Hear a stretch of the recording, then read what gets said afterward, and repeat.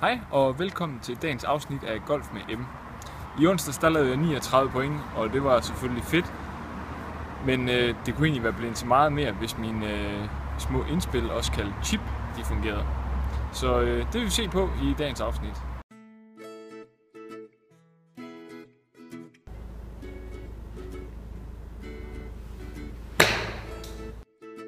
De her små indspil, vi kalder chip, hvor vi lægger måske en 4-5 meter uden for green og skal slå bolden ind til flad, dem ser jeg mange, de har problemer med. Og ofte det, de har problemer med, det er at få god boldkontakt. Enten så kommer man til at ramme græsset lidt for tidligt, eller så kommer man til at ramme bolden for højt og kommer til at kante bolden hen over green.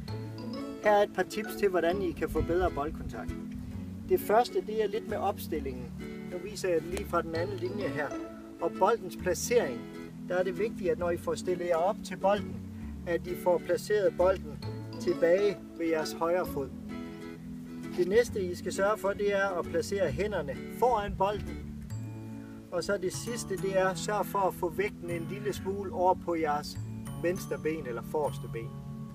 Når vi har gjort det, så skal vi have lavet vores sving. Og der ser jeg, at rigtig mange, når de skal til at lave chippet, at de prøver på at lave et pendulsving. Det vil sige, at de prøver på at svinge jernet lige tilbage og lige frem.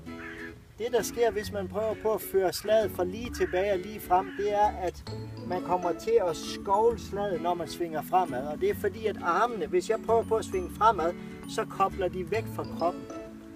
Hvis jeg derimod kan holde armene inde ved kroppen, og så lave en lille cirkel, sådan at jeg svinger ind bagved og ind bagved, så kan jeg hele tiden holde armene tæt ved kroppen.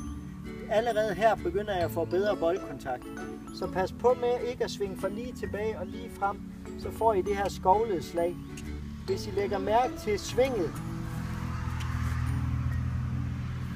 når jeg skal slå bolden her, så vil I kunne se mit køllehoved. Det ikke følger linjen lige tilbage og lige frem, men det derimod svinger lidt tilbage, eller lidt ind bagved. Og når jeg så rammer bolden, så svinger det lidt ind bagved igen bagved. Så på den her måde her, der prøver jeg ikke på at lave et pendulsving, men jeg laver en lille cirkel. Jeg viser den lige igen. Svinger lidt ind bagved, og lidt ind bagved. Det der er mange, der tror, når de gør det her, det er, at de tror, at det går ud over retningen på slaget. Det gør det ikke, fordi at når I starter med køllehovedet vinkelret på det punkt, I gerne vil slå efter, når I så laver cirklen her, så selvom køllen den cirkler, så vil den stadigvæk cirkle retur igen og være vinkelret på målet, når I rammer bolden. Så I kan sagtens lave en lille cirkel, uden at det går ud over retningen. Det vil bare give jer meget bedre boldkontakt. God fornøjelse. Det var så chippet. Jeg håber, I kan bruge det til noget. Det vil i hvert fald helt sikkert give jer en bedre boldkontakt.